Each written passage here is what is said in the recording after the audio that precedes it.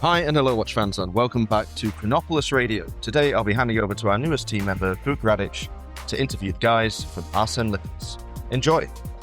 Thank you, Rob, for that intro. I'm sitting here with Arsene Lippens, with Alberto and Dries. We met at Geneva Watch Days last year, and it was a chance encounter that led me to discover the brand. I instantly fell in love with the brand. Your first watch that I saw was spectacular, and then since then you had two more releases. Well, one has come out just recently, and they're both fantastic. So, you want to tell the story how we met? Yeah, but for sure. I mean, honestly, thank you for having us. How did we meet? On a beautiful sunny day at Geneva, sitting on the side, eating an ice cream. I don't know if it was an ice cream, but I was eating ice cream that day. I remember It was very well. definitely an ice cream. I remember it. We were together sitting with, I think it was also with Omar that we were sitting there. Yeah. From MIC that we were sitting there. And basically, it was just more as a fun introduction in the sense of, hey, you're in watches? Yeah, I'm in watches as well. Oh, what do you do? What do you do? You know how watch connections go. It's like, okay, are you in watches? It's more than enough to to get the grasp of it, to know, okay, who are you? I want to get to know you. And about with some coffee, very randomly, let's say just across the street at the Beau Rivage, just getting to know each other, grabbing a coffee and trying to understand who we are. And I explained a little bit of the brand. Let's say I was wearing the Artigiano Chianti then, I think it was, with the textile dials. And you were like, okay, what's that one? Because that was actually the new release. I think we didn't release it at that point yet. It was only 2-3 weeks later. And let's say the conversation starter went through the watch. And then you told me about, okay, we're doing the newsletter in which we're having actually quite a bit of people from around. And then the question was also, okay, where are you from? And I remember you told me, yeah, Croatia, but like, okay, your accent is not Croatian, let's say, as per se, your English is so fluent in the sense that, okay. And then you told me a little bit about yourself, on where you traveled and then where you lived, and that's a little bit that. And then we stayed in contact. And I think I'm not sure if it was, no, no, no, no, no, no. I was gonna say it was a little bit later at Milano Watch Week, but I don't recall if you were there. I don't think you No, were. I wasn't Right? there, but it was, the Geneva meeting was one of the best chance Yeah. encounters of the entire show. And unfortunately, I wasn't as familiar with your watches before, but those like 15 minutes in the sun just made me fall in love with everything you do. Why don't you tell me more about what Arsene Lippens is and how it came to be? But what is Arsene Lippens is, it's the name of my grandfather, but it's also us. It's what represents me and Alberto together. It's who we are. It's what we like, design wise, and how we affiliate. Let's say also with my grandfather, and that's, let's say, what the concept brought of Arsene Lippens. Now, Alberto and we met each other in Geneva during our studies at the Geneva Business School, and actually through that we had a friendship, let's say, and we moved in together in the same apartment in Eau Vive, and let's say the ball started rolling, going to the same school, living together, eating together, and let's say at that point I was already designing, let's say, the first models, the Numerico and the Visionario, and I was very much into watches through my grandfather due to the fact that I received the watch collection of him after he passed away. So my grandmother, she has given me the watches, and due to that, let's say I got into the rabbit hole and never got out of it. I think as most of us, it's a rabbit hole that is lots of fun, and you see so much, let's say, art and enjoyment. People connect over it. It's a real social gathering rather than just going into the watches. It's also the connection that we create, and that's also what me and Alberto connected. I mean, Alberto was also, let's say, very much into watches, right? Yeah, I mean, the bond that Dries had with Arsene really remind me also the bond that I had with my parents and grandparents. As an Italian, we are very close to our family and to our relatives. So I really like that concept. And we started at the beginning, or Dries started at the beginning, with the idea of universities. So we went into a B2B scheme where we were doing watches for communities, only communities, and at the beginning was all universities, so crafting the watch based on their needs, dire colors, straps, engravings, and so on and so forth, for universities. So the universities were able to gift to their students when they were graduating. So it was a kind of memento giving. And then we moved also a bit more into other communities, such as golf clubs, boat clubs, car clubs, any kind of clubs or group of people that were having the same passions or jobs as well. So we moved forward on that with the same passion that we both had, and we are very also kind of close in terms of design, language, and we kind of speak the same language, let's say, as youngsters. So we try to mix that classic design as the collection of Arsene with a bit of more design, more modern language as youngsters as we are, me and Dries. So yeah, it's really a fusion of the two of us, let's say, together with Arsene, and that brought it together. Yeah, Let's but say. from what I understand, this whole story of community and sharing watches also comes from Arsene, your grandfather, because Yeah. it wasn't he wasn't a watchmaker. He wasn't the connection isn't through watchmaking; it's through the passion of watches. And from what I understand, there was a little bit of a group going on between him and his friends, right? Yeah, that's how it started off. I mean, by engraving each other's name on the other one's watch. That's what it started off with. Basically meaning having a memento to each other, and that's what we translated, let's say, within the Arsene Lippens business that we have today. But yeah, it just came through connection. What does a watch represent is not just a watch, it's more the emotion behind it. What does it signify for you? May it be an achievement, may it be a human connection to other people that are important in your life for you. And then, I mean, at the end of the day, for me also, Alberto is a good friend of mine. I mean, I wouldn't have done it otherwise. You know what I mean? It's people look at things from a business perspective. For us, it just more came from a friendship perspective, let's say, and living together as life went on, let's say, and then. And we clicked, and within the business as well, we were very much aligned through that connection. Let's say to from Arsene, taking it into modern day.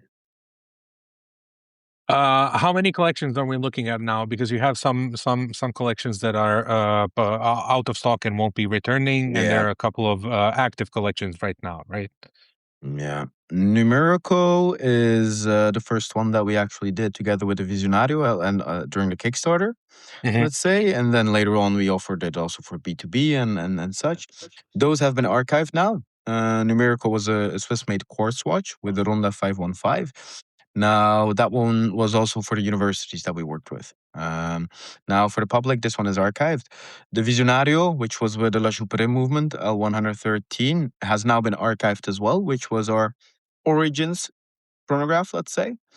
And we do have aspirations for the future to do something new, to introduce something new within that classic chronograph line, let's say, with a funky twist to it, or let's say something that has a bit more of an not too old vibe, but where that modern and vintage really fuse to with each other. So those are those two. And then I mean with Alberto, the Artigiano, I mean that was really Italian inspired at the end of the day, or the ethos was Italian inspired, but with Swiss watchmaking. Tell us more about the Artigiano, because some people haven't seen it, and I think it's probably your breakout watch to the general public, Yeah. because I've seen it reported everywhere on all the major publications, right? I'm gonna give the word to Alberto for that one. He's the Yeah. Italian amongst us. So we launched the Artigiano textiles the 1st of October in 2025. And the idea was to mix or to have a fusion between two different craftsmanship, Swiss craftsmanship and Italian craftsmanship. We chose the Italian because as Italian, we try to stay into the brand. And we were a bit bored on stone dials that we saw jumping out a little bit, I would say, during the last period. So we said, let's change the cards a bit on the table. And we used real textiles from Lake Como. It's very close where I'm from. And we really tried to put the textiles as the focus as the core of this collection. So we didn't put any indexes. The logo was printed on the glass, two hands, dolphin hands. The case was 37.5 millimeters and 9.9 of thickness, as we really tried to stay focused also on the vintage collection of Arsene. So we tried to replicate these into this design. Manual winding with Acelita 210 1B. So we chose this movement mainly for two reasons: the thickness below 10 millimeters, and as well as the price. We were offering the Artigiano for 995 Swiss francs. Excluded. So we were able to offer a watch under 1,000 Swiss francs, which was missing in our collections as well. So, and the third and last point as well of this collection was the people were able to be the third artisan, meaning being able to engrave whatever they wanted on the caseback. And this was representing the principle that Arsene had back in the days of engraving each other's watches, reported into a modern time and with different aesthetics if the customer wanted to have it or not. So these were the cores of this collection that we think put us into the map, if you want to say that. And we are working also on different textiles now. So we want to improve and we want to change, experiment a bit with the Artigiano. But I cannot spoiler anything for the moment. But yeah. Yeah. The Artigiano really brings out that textures with uncommon materials, meaning textile is not your common material to use in a dial, and it's all about the texture with uncommon materials. That's what the Artigiano is about, really, that artistic side to it, with uncommon materials. I think when Alberto also said that was inspired on Arsene, I think it's quite clear that the case is designed or based on the Patek 96. It speaks a bit for itself. Let's say if you know a little bit about watches and into vintage watches, I think it's about details. Let's say that we try to do. For us, the details and the finishing is a standard given. Let's say that we always want to provide with that double step, with the 12 cornered case back, having different finishings, going to polishing, to satiny, brushing. Satinization, yeah. What I couldn't come up with the English term of it. Going into microblasting and really fine details, really, and also on that double step bezel. The details are.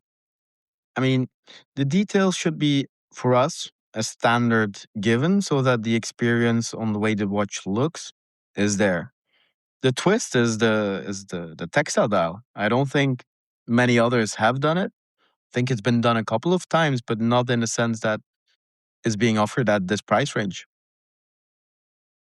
And your watches have this very, at least I find, they have a familiarity with some watches from history, right? So there's inspiration from, like you said, from the old Pateks, but they also have an originality that's very recognizable across the entire lineup. So even when you do a skeletonized skeletrato, which is it's a wild a Valjoux 7750 powered chronograph that especially at the relatively fair price that it was offered at, the fair price it was offered at, it's quite unique with that level of skeletonization and look, but it still carries on your design ethos, which is always very appreciated. And the same, because I've seen it already, the same can be said for your new watch. It's very different from your previous release. So, the previous release was a super wild looking skeletonized chronograph. This is taking it in a new direction. So, tell us about the new watch that people can see at in Geneva during Watches and Wonders. Yeah. But the reason why we created the Clásico is because he's a Madrid fan and I'm a Barcelona fan, so we needed to win. No, I'm joking with you. No, but the Clásico, I mean, every watch is Italian named because of Alberto's identity into the watch brand, let's say. My name is a given due to the last name that is already in there. Now, for Alberto, it's Italian. And so Classico was the one that we wanted to go with in Italian because it was a classic watch, not a stiff watch in the sense that it's feeling too old. I think that was a very important factor when we were designing this one, right? To make it still feel lively, timeless for whatever period you are in your life. If you are a 20-year-old or you're a 40-year-old or a 50-year-old or a 60-year-old, for every person it would be suitable, maybe with a suit, maybe in the daily life. That was really the intention, to have something that is classic but timeless, that feels good for every occasion. That was really the thing that we wanted to go with this one. And again, textures. I mean, but with the Skeletrato, it's about textures of the microbiage that we did of the movement, with the finishing of the movement, preserving that classicness with that vintage kind of feel. But we never do homage. We try to blend that always. With the Artigiano, it was really about that texture and again that blend. And now it's also textures, but with the laiton, with brass. It's a brass made dial, but referring back to the hammer dials that were done back in the days. If we look at the hammer dials from Audemars Piguet, the Quantième Perpetuel, the Tuscany. I mean, we love it. Both when we are, because we also send watches to each other where, okay, we have a similar style, let's say, but we choose and we make what we like as well. And the Classico was really a result of that. That texture needed to come out, where the Tuscany one, the Tuscany dials of Audemars Piguet were something that we both loved already for a long time on different exhibitions, maybe auctions. I mean, the Tuscany hammer dials were mainly the ones that I was going to, let's say, and now it's the perfect opportunity.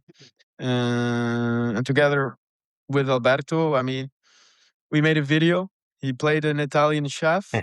I played James Bond and a salesman, so that we get the blend of of that classicness, that daily life. Like when you will see it, it's a fun video that we had the opportunity to make. But I think that it's the perfect fusion of classic and modern. Classic in terms of proportions and dimensions, so still 37.5 millimeters and 9.9 of thickness, but with a modern twist. That dial, those indexes, those hands as well, it makes it a full blend of vintage or vintage inspired and modern, as me and Dries are. So I think it was collection needed for Arsene to have there. So also for people to see and to understand what Arsene Lippens is, and to try it on also with their hands, because the perceived value is very, very important, and that's why we will be able to show it and to try it on during Chronopolis, Watches and Wonders, and as well as during Wind Up Watch Fair in San Francisco during this launch. hands-on horology in London as well. We'll be there as well. In London. And another, just to say, I think it's very, very important as well, is our commitment to decrease the lead-in times of the pre-orders. So meaning, back in the days, we were doing pre-orders of 4-5 months, roughly, depends of course on the watch and the project. But now with this Classico, we will be able to deliver it in basically a month. So we are trying to decrease as much as possible these lead-in times in order to give something to the community as well, because they gave us a lot of interest, a lot of appreciation. So we try to slowly, step by step, to decrease these lead-in times and to give something more as well to the public. Fantastic. What's the price on the Classico? It's going to be 1,195 Swiss francs. Fantastic. So it's Comes with a Salita movement as well. I mean, it's a little bit higher priced. But people, of course, we are not gonna. How would I say? We don't need to explain ourselves in the sense that okay, to justify the price. We hope that when people see the watch, it just gives them the impression in the sense that okay, I like the watch. It's a cool watch. It's a good watch. I want to get it. And of course, the price, everyone looks at their wallet. At the end of the day, do I have the money to afford it at this very moment? We think it's a fair price for a watch like this. We try to go, is what I was saying before, the finishing is something that is automatically there. Even though we don't put the biggest emphasis on it in terms of what should the watch represent. The watch represents classicness in modern times at the end of the day, where it's suitable for every occasion. But you get applied indices, trapezoid indices, let's say, with a brushed top, with polished sides, where you get Dauphine hands with polished sides as edges. well, edges with the brush on top of it. You get a seconds track with a seconds hand. There's going to be a seconds hand as well, so that you can, let's say, precisely know the time to the second. I mean, these things are. I hope personally, I hope that they are not overlooked and that they're still appreciated. Let's say, because it was important for us. It should be standard given, but it was still important for us that people do see the subtle finishings that are there, and that they can appreciate the watch, that they have fun with it. And the best way to appreciate finishing like that is, of course, photographs and video is one thing, but the best way to appreciate it is to see it live at Chronopolis during the entire week of watches in Geneva. So I'll see you there definitely. Can't for wait to sure. see the new watches. I hope everybody likes your stuff as much as I do. It's gonna be a fun. It's gonna be a fun week. It's gonna be a busy one. You're It gonna will. have your wrists full of Arsene Lippens. I already feel it. You're gonna walk around like this. Up to the shoulder, yeah. Okay, So, Alberto, Dries, thank you very much for your time. thank you. Honestly, we see each other soon.